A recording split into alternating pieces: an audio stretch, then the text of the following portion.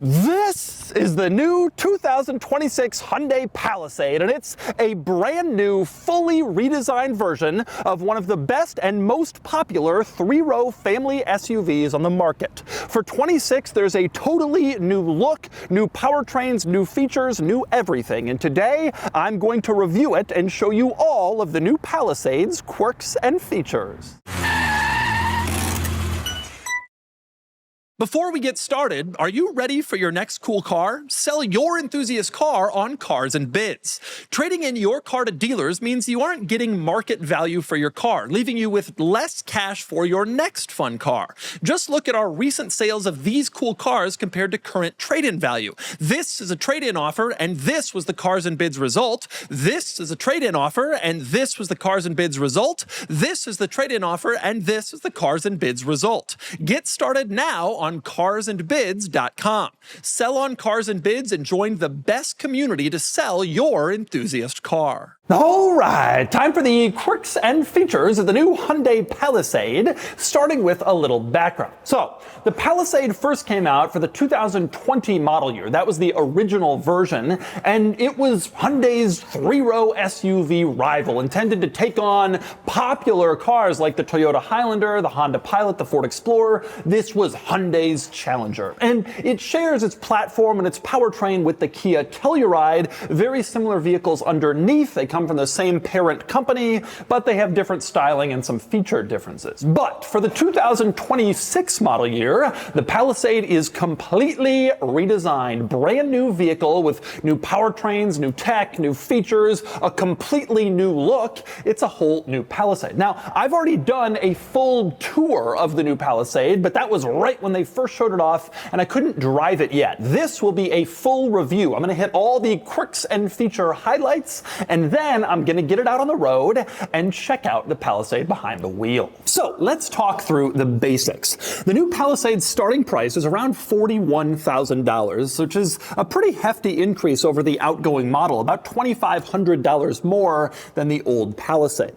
The entry-level models use a V6 with 287 horsepower, or you can upgrade to a hybrid model. Now, the hybrid is a 4-cylinder, but it has more power thanks to the addition of all the hybrid componentry, about 330 horses if you get the hybrid. And not only is the hybrid more powerful, but it's also significantly more efficient. With the V6, the Palisade's fuel economy is in the low 20 mile per gallon range in combined city and highway driving. If you upgrade to the 4-cylinder, you're looking at the low 30 mile per gallon range. So it's a significant increase both in terms of power and efficiency. Now, this particular Palisade is equipped with the V6, and it's the top trim calligraphy model. That's the luxury version of the Palisade with a starting price of nearly $60,000. There's also a new off-road focused XRT Pro model that's joining the Palisade lineup for 26 as well. But let's talk quirks and features, starting on the outside with the design and the style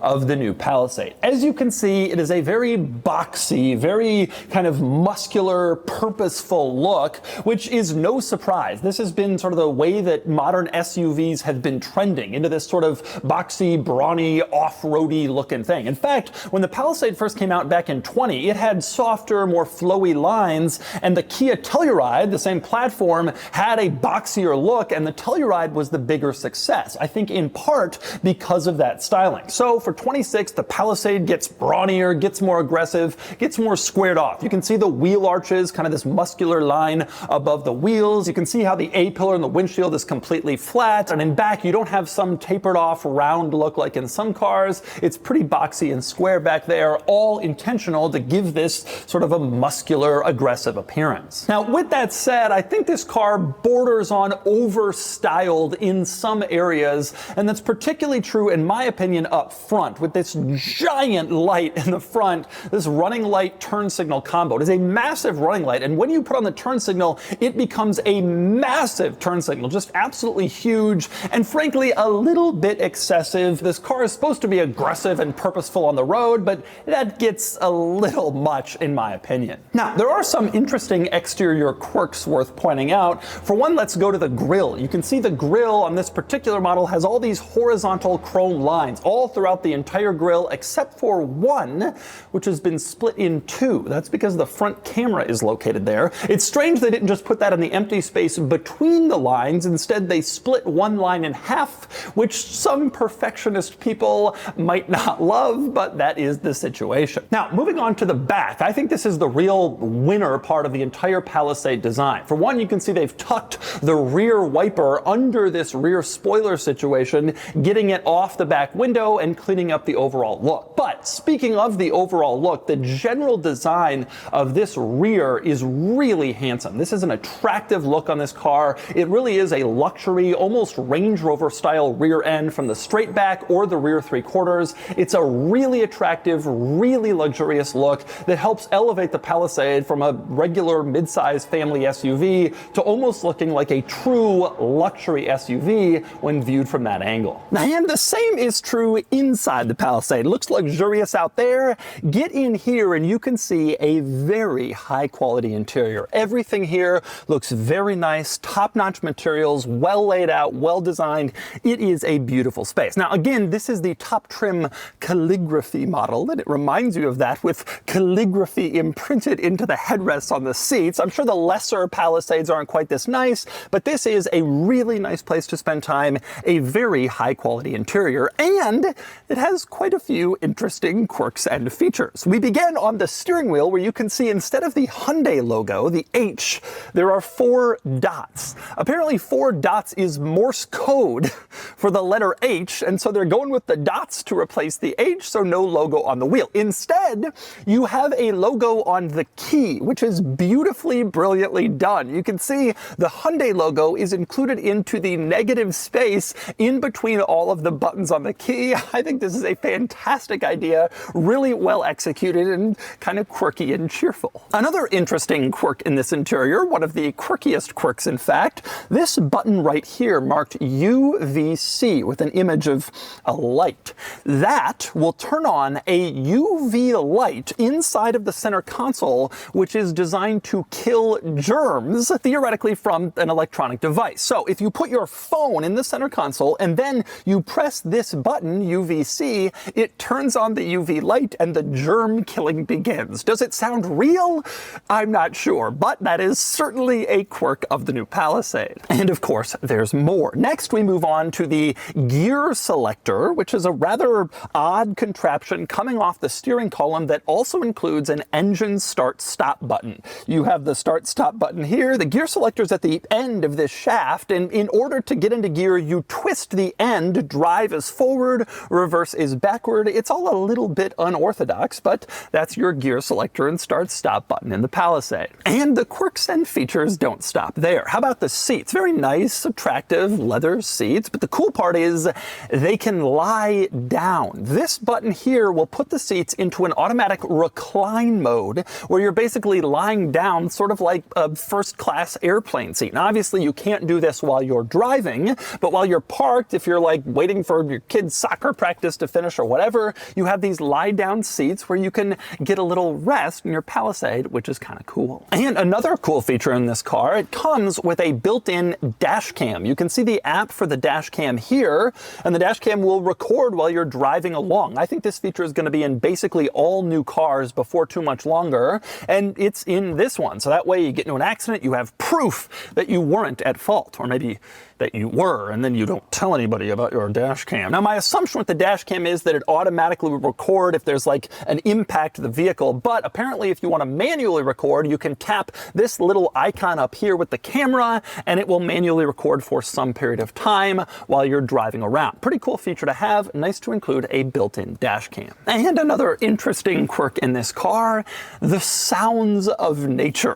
There is a feature in the infotainment system that allows you to play nature sounds. Instead of the radio or satellite radio or Bluetooth to your phone, if you don't want to hear any of that stuff, you just want to hear nature sounds, there are pre-selected built-in sounds of nature in the car, One of my personal favorites is City at Dawn. Ah, my favorite nature sound. A city. Anyway, take a listen to one of the sounds of nature.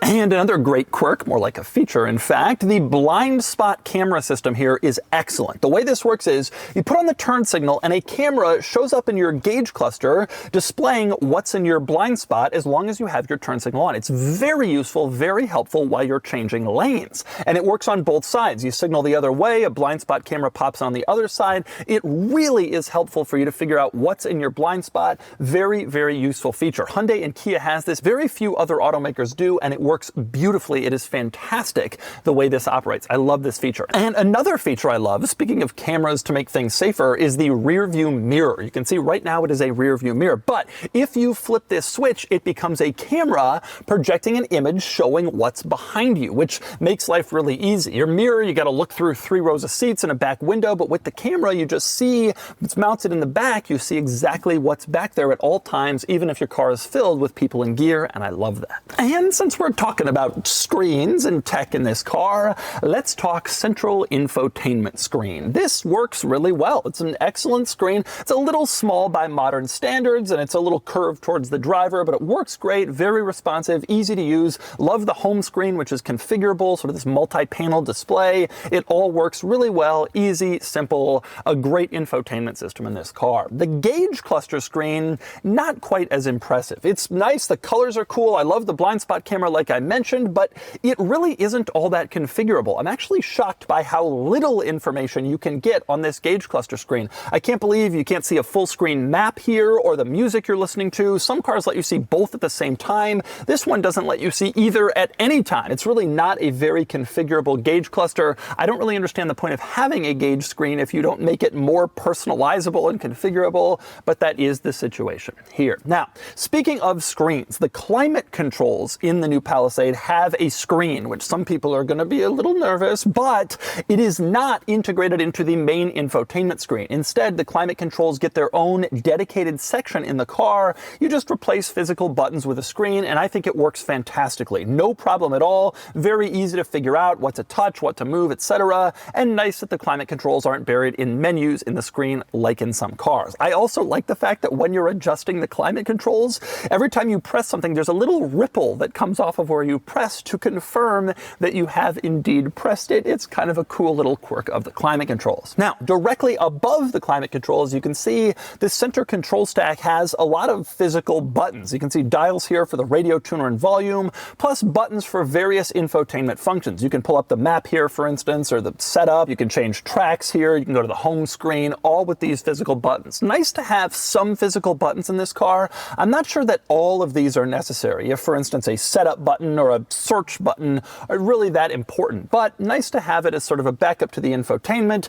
If you're getting frustrated, you just want to go home or to the map very easily, good to have these shortcuts. I also like in this center control stack button area, this one here, the P with a little camera. You press that and it instantly pulls up your parking camera system so that you can figure out where your car is if you're parking in a tight space. Obviously, when you shift into reverse, the cameras come up by regulation, but if you're not backing up, it's nice to be able to just tap a button, see the cameras very easily, and help figure out exactly where you are, orient yourself in a small space. Also worth pointing out, in this general vicinity, you can see that there is a little storage tray above the glove box. So you have the glove box, which is nice for storage, but you also have this extra tray for other items that you want to keep separate from what's in the glove box. It is nice to have extra storage in this interior in there. And next we move on to the back seat of the new Palisade, which is also very luxurious, just like up front. Leather seats, nice materials, but also there's a lot of space back here. Legroom, knee room, headroom.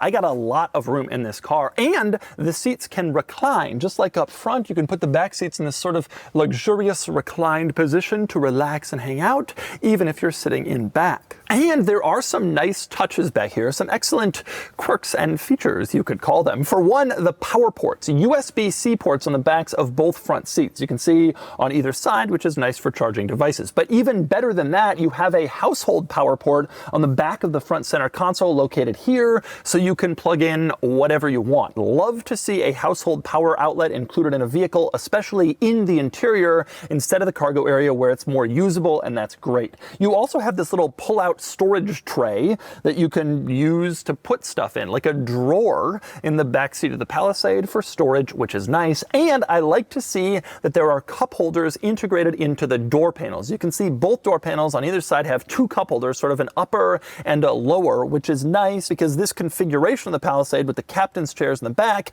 doesn't have any central cup holders, so it's nice to see them in the doors. You still have spaces for cups back here. Speaking of the doors, nice to see sunshades integrated into the doors for infants, toddlers riding in the back, or people who just don't like the sun. I also like the fact that there are climate controls back here. They're mounted on the ceiling, which is a little unorthodox, kind of hard to reach maybe for some kids or smaller people sitting in back, but good controls. You can change the temperature, the fan, the airspeed, etc., all that stuff. And you have heated and cooled rear seats, which is very rare. You don't often see cooled rear seats, but you do in the Palisade calligraphy. Now, one thing I don't love back here is that the climate vents are on the ceiling. That's okay. It's nice to get ceiling climate vents, especially if you have a baby that pushes air into the car seat, but there's no climate vents anywhere else in the second row. You don't have them mounted in the center or lower at your feet. So if you turn on the climate control, it's going to kind of be coming in from above, which some people may not love. Now, as for the third row, it is also a pretty nice place to be.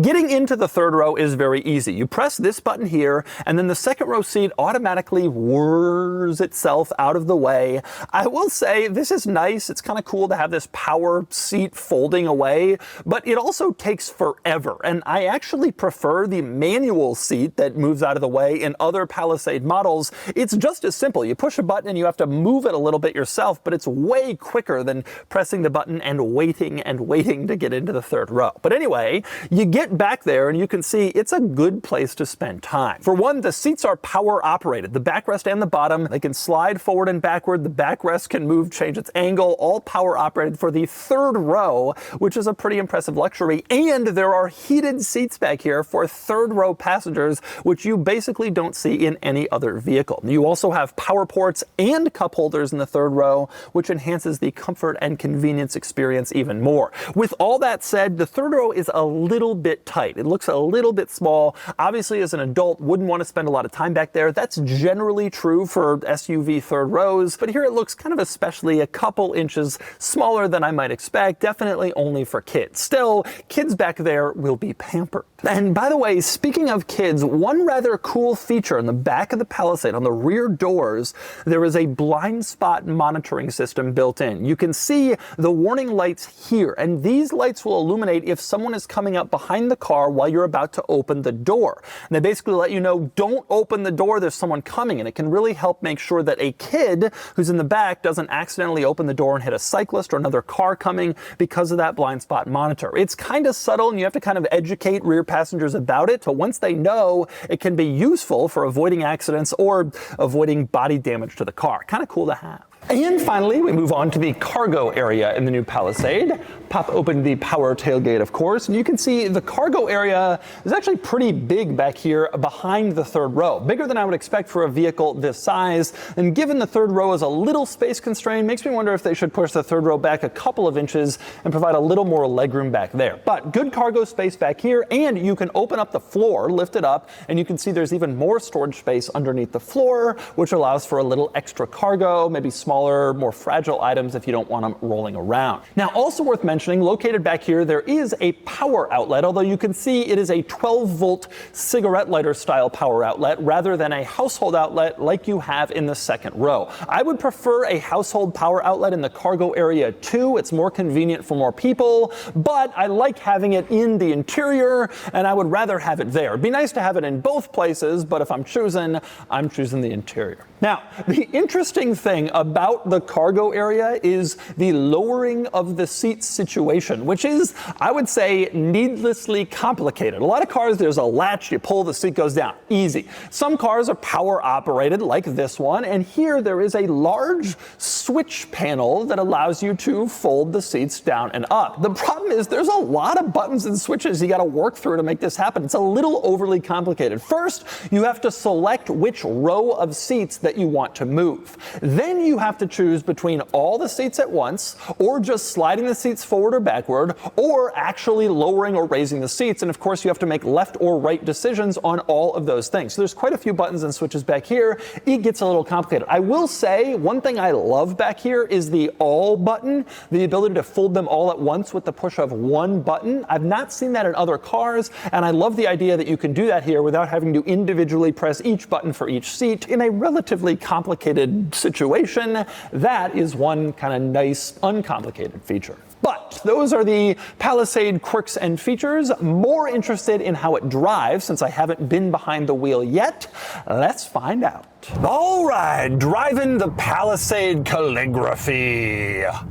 60 grand for a Hyundai family SUV, but it is a pretty nice one, as you've already seen with all the quirks and features. And I already knew that going in because I had done that video tour right when they first announced the new Palisade. However, the thing that has impressed me the most about this car is actually not the interior, the tech, etc., which I, again, already knew about, but also kind of have come to expect from vehicles at this price point and this level. The thing that impresses me most is the way that it drives. The powertrain, not specifically. I think the powertrain is a little sluggish to respond and feels a little bit taxed. When I first put my foot down, it feels like it takes a second to get there. It feels like even then it's not particularly potent. And when you're really flooring it, or even when you're just sort of flooring it, you really hear a lot of the powertrain like it's really working hard.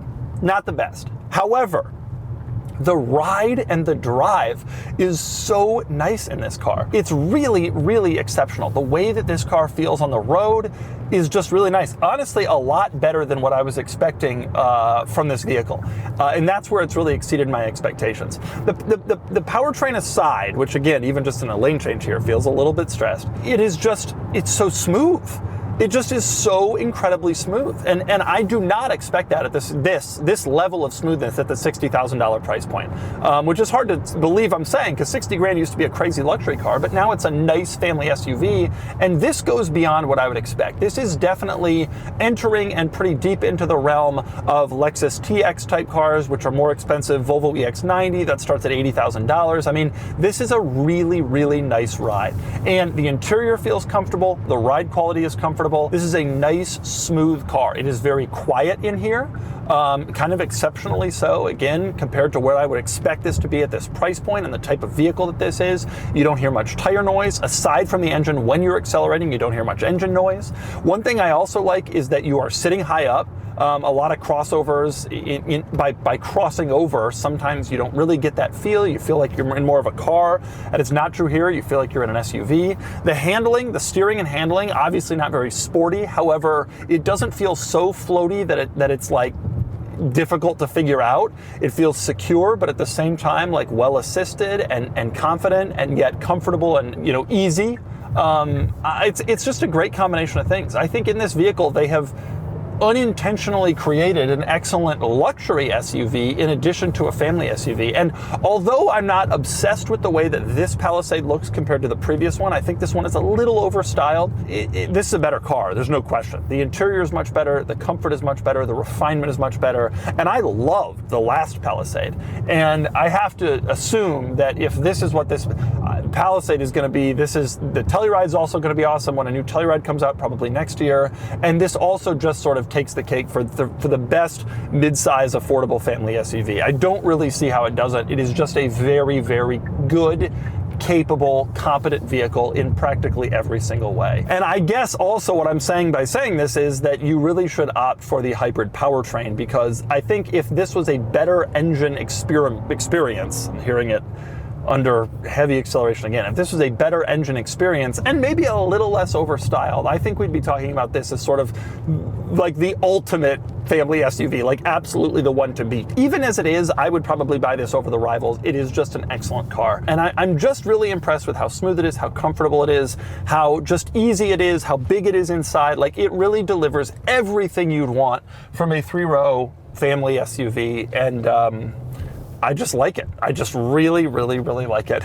To be clear, not a sporty car at all, does not provide driving enthusiasts with any level of fun. But as a person, as a dad who's in this space in my life, I recognize that at some point, you know, you kind of have to give some of that up for the realities of family life. And if you're going to do that, this car delivers just a very competent, capable experience in practically every way. Really hard to argue against practically any point of this car except for the minor gripes that I mentioned before. Just a really excellent SUV all around. And so that's the new 2026 Hyundai Palisade, one of the best 3-row SUVs on the market, now further improved. The Palisade has always had a lot to like, and now it's even better than before. Still a very highly competitive, excellent choice, even in the busy world of the 3-row family SUV. Anyway, now it's time to give the new Palisade a DougScore.